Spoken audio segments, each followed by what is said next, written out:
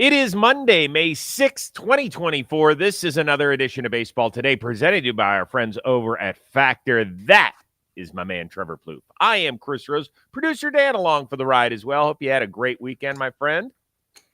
I did. Thank you very much. It was filled with a sick kid, sports, just everything you want as a parent, Chris. So it was adventurous. It was fun. I had a good weekend. You? Yeah, great one. Great one. Went to Santa Anita Racetrack for a little Kentucky Derby party. That was a blast. Had a ton of fun. Then on Sunday, watched somebody advance in the Eastern Conference NBA playoffs. Go Cavs. Wasn't easy over the upstart Orlando Magic. But now we have to face Boston. We celebrated Coptic Easter over here. We're on the Egyptian calendar. It's a Coptic calendar, technically. So I cooked a prime rib on my Traeger. Nice. Had the moms over, my mother-in-law and my mother. And, yeah, man, there's nothing that makes you feel like a man. More than barbecue. More than just putting a big old piece of meat on the table and say, here we go, let's eat. I just made burgers last night, but I did think about you because I did barbecue them. I was like, this is what Plouffe would be doing. So here shirtless. No, I did not do that. I wanted to save the neighbors. Okay, so a little bit of baseball news. It feels like every Monday we're getting a new City Connect. So the Tigers, the latest to roll theirs out, going Motor City. Why wouldn't they? Feels a little softball-ish. I don't know. I love they all kind of did over the weekend, but this one I don't know if I'm feeling it.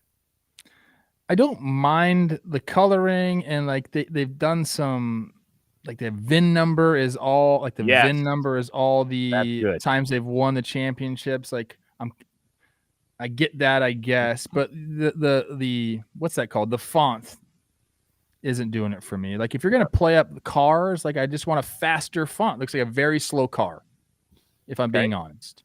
That's kind of like it looks like a stock standard slow car. I want a fast car. I don't really drive fast cars, but I'm just saying, like, if you have a uniform and sports related, you want it fast. So I would have liked some flames, maybe. I know Tampa just has the flames, so maybe they didn't want to do that whole thing, but something like more like NASCAR-y kind of feels right. All right, well, we'll see how they play out when they're on the field in the near future. Quick tip of the cap to the Baltimore Orioles. We won't be talking about them today. We talked about them a lot last week.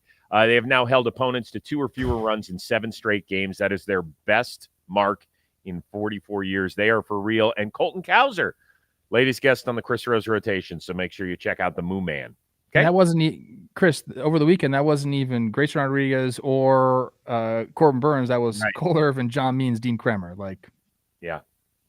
They took Orioles Cincinnati in a sweep in the Queen City. All right, we had our first major trade of the season over the weekend. Luis Arraez on the move for the second time now in 18 months. Delta San Diego, where he then set a franchise record with 4 hits in his Padres debut on Saturday. Does it feel like A.J. Preller is going all in this season? I mean, it sure does. I mean, you go and trade for Cease the way he did. I feel like that was a signal like, hey, like we're still here. We still really like our roster. And thank goodness for Cease. Like he's held them together. And then, you go make this move for Arraez. And I think, for them, it's like kind of like exactly how they do business. Get an infielder, find somewhere to put him, a guy that can do it offensively. And I think a lot of people are saying, okay, where is he going to play? I mean, so far he's DH and he's played second base. I think he's going to kind of probably just go in between those 2 positions. I don't think he can really play anywhere else. Maybe first base to spell Cronenworth. I could obviously see that happening as well. But I like the move. And it does signal that they're going all in. And you could say, hey, like Arraez, he kind of does one thing well. He hits the ball. He gets hits, but what they're really looking for is like a table setter. The guy can get on base, like a career like 380 OBP guy. You put him at the top of the lineup, and then you have your big boys in the middle.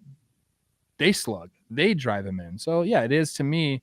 If you can get one of the best bat to ball guys, and kind of you don't need him to do anything other than that.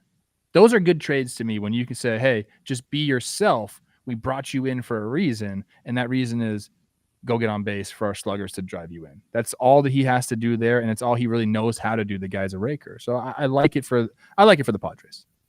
Yeah, I mean, the question is, are they all in? And the answer is absolutely. I told you at the beginning of the season, particularly when they made the Cease deal, I feel like A.J. Preller is architecting, I don't think that's a word, but I'm going to use it today, for his job. I really believe it, because now that they've got new ownership there, I think he has to do things a certain way.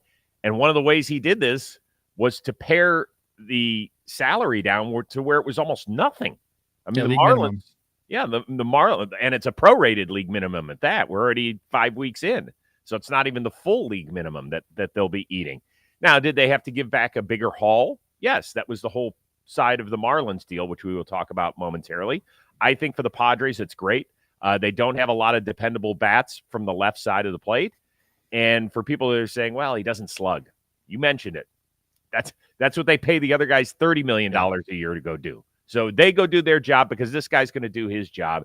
And I think that if they do make the playoffs, he is exactly the type of player that pitchers don't want to face. Because it seems like whenever he's got 2 strikes, he's just fouling shit off. I know he puts the ball in play a lot. It feels like earlier in the counts than later. I haven't checked that out. Probably should have before I said anything. But he always feels like he just doesn't strike out. So when there are 2 strikes, that he's the guy who could work a 7 or 8 pitch at bat. And all of a sudden, the pitcher's going, God damn it, this sucks. Yeah, no, I like him. And I think he fits in well with the clubhouse. I guess I don't know that either.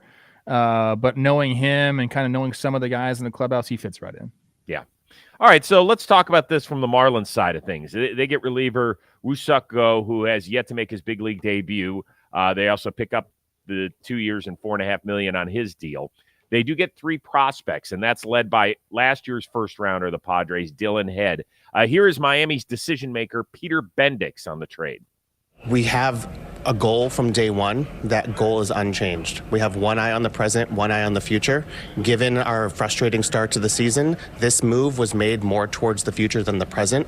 But that goal of making disciplined moves towards a long-term, sustainably successful future, that goal remains our top priority.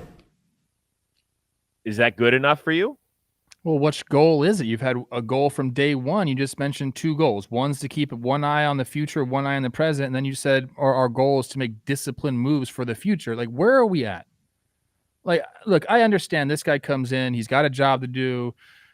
He has his vision of what to do. But his vision is like every GM's that ever walks into a new role. Let's strip everything down and let's go get a bunch of young guys and see where we're at in 3 years. This team just made the playoffs last year. And I know they've had some injuries to the pitching staff, a very disappointing start to the season, but you still have a rise for next year as well. Like,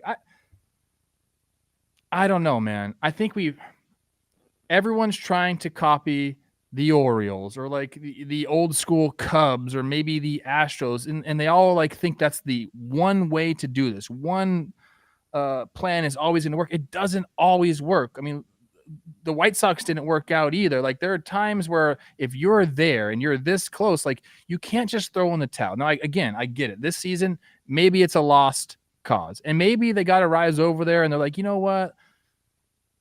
We know what he is. We knew what he was when we traded for him, but maybe we're changing our organizational philosophy. I don't know what's going on over there. But like, I don't think you can do both, Chris. I don't think you can have your eye on the future and have your eye on the present. Or at least, no, excuse me. Let me take that back. I think you can do both. I don't think the Marlins are doing both. Well, that's what I meant to say. I don't think they're keeping their eye on the present whatsoever. No, because the present, nobody wants to look at this, even with one eye open. It's horrible. It's bad. Right, and we know that they're going to blow this up. This is really just the start. I think that there is a huge for sale sign in Peter Bendix's front lawn. And it should be, to be honest with you. I don't have a problem with them pulling the trigger in early May. Some people do, because some people say, well, if they hang on to Luis Arraez until July, think of what they could have gotten. We don't know. We don't know if this is the best deal that they could have gotten. Well, that's what he said. He said they couldn't pass this deal up. Right. And he could be right. He could be wrong. We don't know. And for people to say, oh, well, the Marlins didn't get enough. How the hell do we know? The centerpiece of this trade is a 19-year-old. A 19-year-old might end up being great, might end up being miserable. We can't answer that part of the equation today. I just don't want him don't lie to your fan base. Well, now, hold on here. I agree with you there, but that's why he said we're always going to have an eye on the present, Because if he says, well, we're playing for 2027, then That's really lying to your nobody's going to fan show up base. for the game. It's lying to your fan base. They're not Of course keeping they an are. eye on the present. Just say, hey, look, man, we don't like where our organization is at right now. We think last year, maybe it was a fluke. We have the pitching, but here's my plan. Present your plan, dude. Don't hide and say, oh, here's a little piece of my plan. Present your plan. If you have full support of ownership to make these disciplined moves, present your plan to the fan base. I think that would go such a long way, for people to root for this, to have something to root for. Right now, one eye on the present, one eye on the future. You're not doing that. In Fantasyland, that sounds great, because you know what? If you're a new GM and this might be his one and only shot at this job, would you rather lie to your fan base or tell the truth about your owner? Well, I don't know. I mean, seriously, because that's what he's doing. He is taking the bullet for ownership here. That's exactly what he's doing. You think so? Absolutely. He has to tear this whole thing down. Once guys started getting injured on their starting rotation, at best, we were like, oh, maybe they can finish fourth this year. I don't think you have to protect ownership. You're speaking on behalf of the entire organization as a whole. Does not necessarily just the views of your ownership and the payroll restrictions or whatever it is. He's talking about the path forward in their organization. So I think you just need to be honest with the people. Yes. That would be the perfect way to go. And I agree with you. You and I live by that mantra. We like it when people tell the truth. You know who doesn't like being embarrassed? Really, really rich people. They don't like being embarrassed. And so they don't want to be put out on Front Street, particularly by their employees. You think that, that's not how they roll. So they want to be told, hey, let's make it look like we're still trying. Let's put that word out there. But we know what's going on. But let's just not share it publicly. I don't know, man. It's disappointing if you're a Marlins. Of course it is. My gosh. Of course it's disappointing. And by the way, the only reason I'm wearing a Marlins cap is because I don't know how many more times I'm going to have a chance. And this BP hat is freaking awesome. I'm not sitting here supporting, but how many more guys go, by the way? You look like Jeff Conine. I don't know why. Oh, I'll take that. First name that comes to my mind. Yeah. Mr. Marlins. How many more guys go? I don't know, man. Jazz is gone. Probably some bullpen guys. Josh Bell's probably gone. Yeah, you're gonna have to eat a substantial amount of that contract, but yeah, that's probably. Well, they've shown the ability to do that. Arraez is making $10 million this year. They bid it all the way down to the league minimum, like you said. So, yeah. Well, I don't know. All right, do it now though. Hey, stay the course. Don't backpedal now. Trade everybody. Yes, I'm with you. The minute you get a deal that you think you're like, okay, I can live with this, pull the trigger. All right, Dodgers swept the Braves in the Battle of NL Beasts. Sunday was Shohei's big day with 2 big bombs. How big a deal was LA's dominance? Obviously, it was great for the Dodgers and their fan base. And Shohei is just we talked a lot about him on Talking Baseball today. In my mind, there was no way he was going to compete for an NL MVP this year. I thought it was just going to be look, he gets to focus on hitting. It's going to be great. He might win the MVP. He is not only showing that he's a very good hitter and a very good pitcher. He's showing that he's the best hitter in the game, Chris. Yeah. It's actually crazy when you really think about it. And I don't want people to get Shohei fatigue, which I hope doesn't happen anytime soon. The guy is an absolute monster. As far as how big of a deal it was, it's a series in May. I think if these two teams face off 10 times, I think it's a 5-5, series split. They're going to match up well on certain times. The Dodgers are going to match up well certain times. The Braves are going to match up well certain times. If you got them in the playoffs, even after seeing this game, if you got them in the playoffs right now, I would still be I have no idea who's going to win. I don't think the Dodgers are so much better than the Braves. I don't think the Braves are so much worse than the Dodgers. Now, I know, the guys that we talked about going, Riley, Olsen, and Acuna, Riley and Acuna first day, a couple of homers. You thought that might be the start of it. But then Shohei kind of took over and Max Muncy kind of took over. I'm not really worried about the Braves. I'm happy for the Dodgers, but I'm not going to say just because they swept, like they're the top dog in the league. I'm not going to say that. Yeah, I mean, if the second series between these two teams will happen in the middle of September in Atlanta, and by that point, we're going to have a pretty good idea of what these rosters look like, whether it's because of trades or in the Dodgers case particularly, who's going to be in their rotation, right? I mean, a lot of guys. That changes starting today with Walker Buehler making his first appearance in forever. Clayton Kershaw at some point is going to be back on the mound as well. So I think if you're a Dodger fan, you feel great about, obviously, the way things transpired this weekend, particularly with the pitching. If you're Atlanta, I think you're sitting there going, okay, like, guys, this is cute. We're now into week 6 of the baseball season, and Ronald Acuna, although he did show some signs of, starting that fire, like, yeah, let's get it going. But Matt Olson has been MIA. If you look at his stats the last 18 games, they're horrific. And Philly, they're taking care of business. Now, I know we'll talk about this a little bit later on Trey Turner's injury, but, like, they're building confidence. Sure. More and more for already a pretty confident group.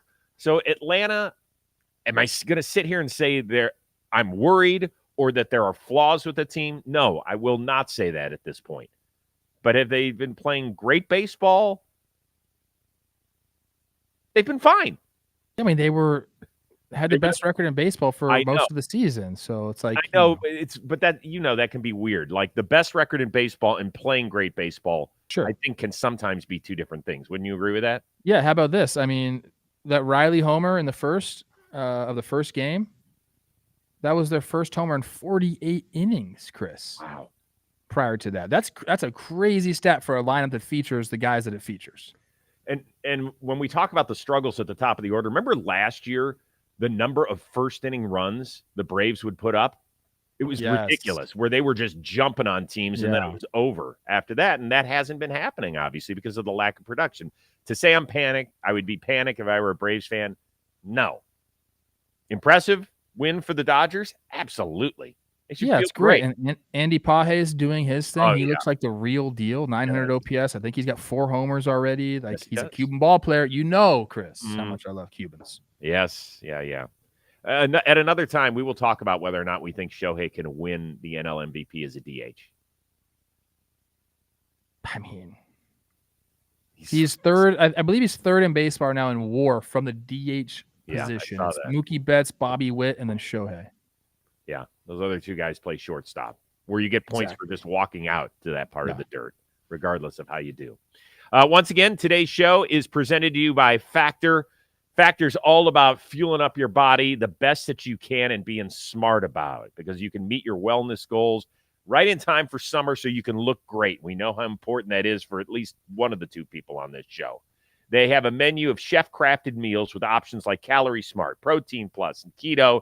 Factor's fresh, never frozen meals. They are dietitian approved and ready to go in just 2 minutes, right? You take that fork, you stab it, you stick it in the microwave for 2 minutes and 2 seconds, because I'm a little weird about that stuff. And voila, your belly is going to say thank you so much. They got 35 different meals and more than 60 add-ons to choose from every week. And you'll have new flavors as well right on top. They'll make your day delicious from breakfast to dessert. You'll stay fueled with easy, nutritious options. I love it for the middle of the day, because I've told you before, when I don't have my Factor meals, if they haven't been shipped to me and I haven't picked them up yet, you know what? I look in the fridge and I go, what the hell am I doing here? And I end up snacking on crappy stuff all day. When Factor meal is filling my fridge, I poke my holes in 2 minutes and 2 seconds. I feel so much better about my day once my lunch is done. So head on over to factormeals.com/today50. Use that code today50. You're going to get 50% off your first box, plus 20% off the next month as well. That is the code today50 at factormeals.com/today50. Half off your first box, 20% off the next month while your subscription is active. Enjoy your food. Yum. And don't forget, we also have our Factor question of the week. Get that in by Thursday night. If we choose yours, we're going to make you famous. We're going to use it on the show on Friday. So make sure you get them in. Make them I had a Factor juice this morning. Did you? Yeah. Okay. I haven't had anything yet. I'm trying to do that, intermittent fasting thing. Then I just get it going. All right. Oakland A's. They win another series, and on Saturday they went homer happy in a 20-4 drubbing of Miami. Brent Rooker homered twice in a 10-run inning, and the rookie Brett Harris went deep twice for the first 2 hits of his major league career. They are just 2.5 back now in the American League West. My question to you, do you think fans are rooting for the underdog, or they are so fed up with A's ownership they don't want anything positive to happen with the franchise? I mean, this does really feel like the plot of the movie Major League. You Right. mentioned that to me, and I'm just thinking about it now. Are you talking baseball fans in general or A's fans? I think we can look at it from both sides, because the reason I brought up the question, I was having a discussion with Josh and Brady, and I said, do you think if there was a playoff game in Oakland that fans would go? Heck yes. I think so too. But I don't think it's easy, by the way. You want to know why? I'm trying to think. The gate in the playoffs is different than the gate in the regular season. Most people don't think about that. I'm just saying. Well, I think the Oakland A's fans, like, they think about all of that stuff right now. Like, where is their money going? Mm-hmm. I got to look into what it is. I believe what I'm thinking of is after the 4th game, all the gate goes to the players, I think it is. Or maybe they split the first. That's what it is. They split the first 4, and then the rest of it goes all to the owners. Mm-hmm. Whatever. I do think they would show up, and I do think the A's fans are still rooting for the team. And I brought that up on Talking Baseball. I believe it was on Friday. I gave them my award, actually. I said, look, don't hate the player. Like, the players have nothing to do with this. These guys can't leave. These guys can't leave the organization. They get drafted into it or traded into it. You're not a free agent. You don't get to pick where you play. So, like, these guys are doing the best they can in whatever uniform that they're donning. With like a very uncertain future ahead of them as far as where they're going to be playing next year. It's going to be in a minor league facility in Sacramento. Like, a lot of things going on, but you can't hate the players, man. They're doing it. Rooker's showing up, hitting a bunch of bombs. Ursich and Miller in the back of the bullpen are just so fun and phenomenal to watch. I think Ursich got a save in the first game of this series. I think you have to be rooting for these guys. I really, really do. And, like, you want to stick it to ownership. I understand that, but you can't do that to the players who are just going out there and doing as best as they can. Yeah, I think that if you root for the A's, you're not lining John Fisher's pockets. Like, your rooting for them is not going to make the difference in John Fisher's 3rd or 4th house, whatever he's got. Like, I'll go more than 3 or 4. I What think do you his think portfolio is probably pretty high.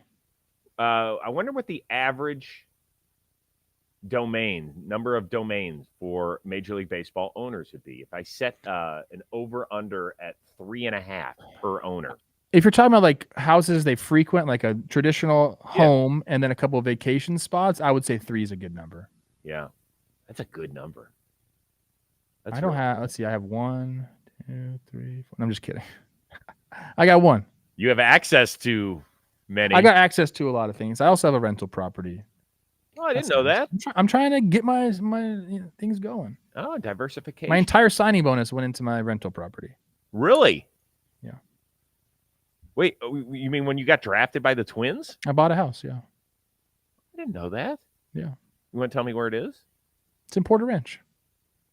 Damn. Nice area. It's a really nice area. So, I mean, thank goodness I put my money there. I would have spent it all. Okay, baller. I was an idiot back then. Who convinced you that? I did. We were renting. My parents got divorced. We were renting homes. My entire I moved, I don't know, 5 or 6 times during my high school life. And I was like, dude, I ain't moving again.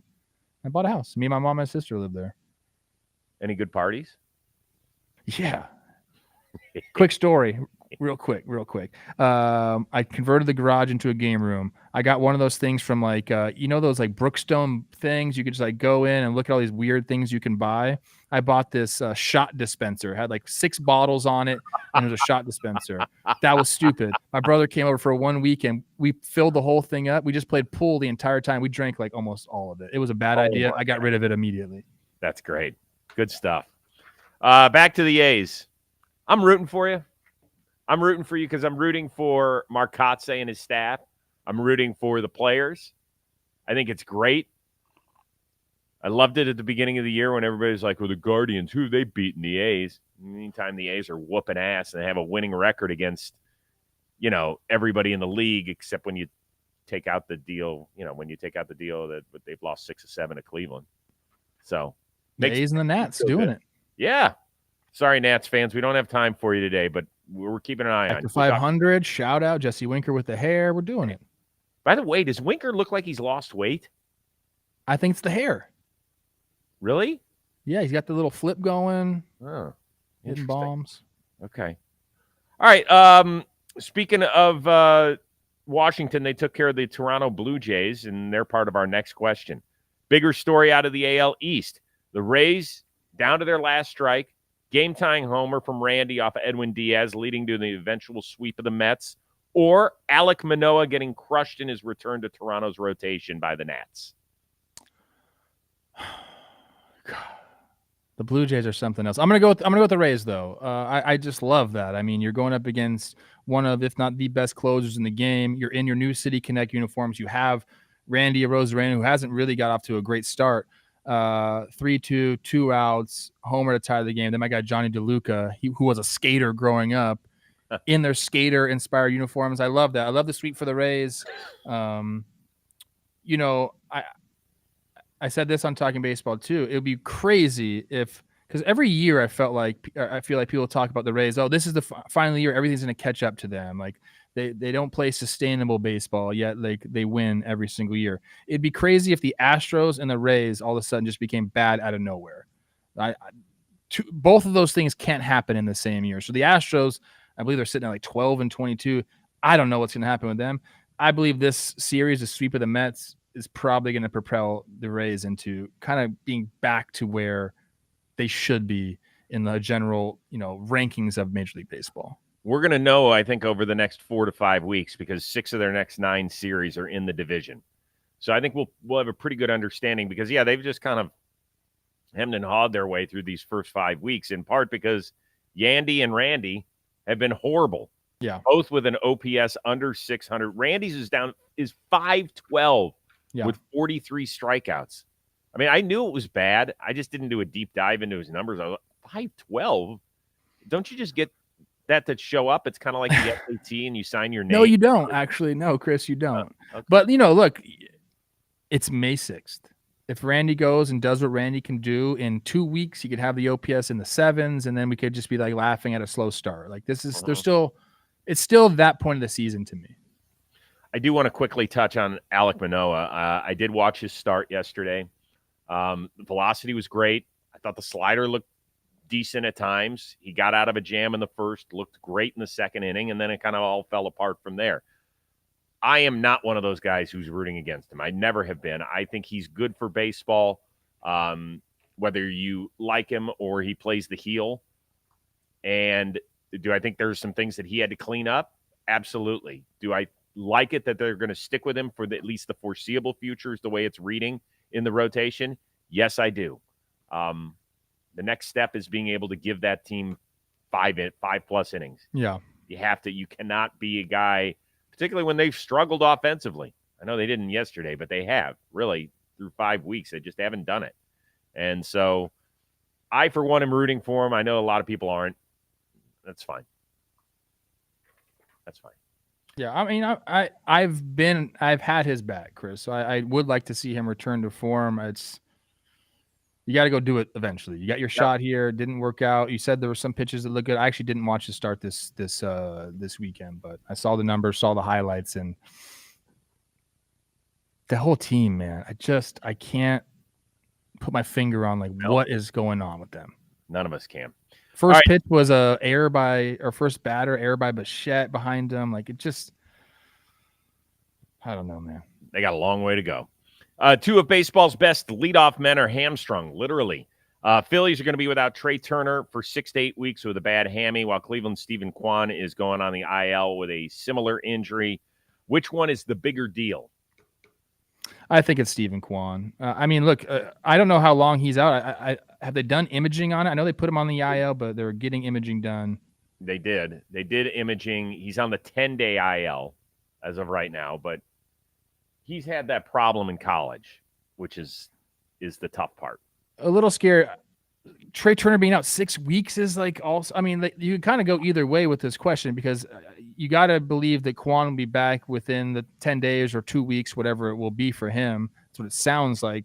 Losing Trea Turner, who's off to a great start for 6 weeks, is obviously tough. But I just think there's more there in the Phillies offense that can kind of mask that a little bit than with the Guardians, who. Like Kwan's leading the league in hits and average. He's got a 407 on base percentage. He's been the table setter for the guys in the middle of the lineup. Like losing that is, I think, for a Guardians lineup probably a bigger deal, even though it's for probably going to be a substantially less amount of time. I think it's just a bigger blow to the baseball side of things than Trea Turner in the Phillies lineup. It's crushing. When he came out of the game on Saturday, we were all like, oh no. Like you're refreshing Twitter like every 8 seconds to see. I was at that Kentucky Derby party and trying to see what was going on, and it's brutal. It's because the Philly, I mean, like Alec Boehm has turned into a different player this year. He's killing it with nearly a 20-game hitting streak. Harper's going to be fine. JT Realmuto, pretty good player from what I understand. Marsh is at it. Like they're loaded. They are loaded, and their pitching staff is great. Yes. The Guardians have such a razor-thin margin. Yeah, they're walking a tightrope, Chris. You know that. And that's even in a year when there aren't good teams in this division. Maybe there's one other good team. Now, there are 3 other teams that can compete with Cleveland that maybe even are all as a whole better than Cleveland. So you lose one of your leading men, and Jose hasn't gotten it going. I know he hit the go-ahead homer yesterday. Naylor had a great first 3 weeks and then kind of slowed, and he finally, you're just putting more pressure on guys like there are 2 other guys. What are you looking at? Some good notes? Yeah. What's Jose Ramirez was like 0 for 19, then he hit the homer. Yeah, it's been a rough year for him. It's a big deal for the Guardians on, at this point, but I'm hoping that he's back quickly. I know. Well, I'm doing a big time thing. I'm texting him right now. I should have done that yesterday. That's nice of you. Send that good Chris Rose spirit his way. Well, so Brady, what was it, 2 years ago, got a Stephen Kwan jersey.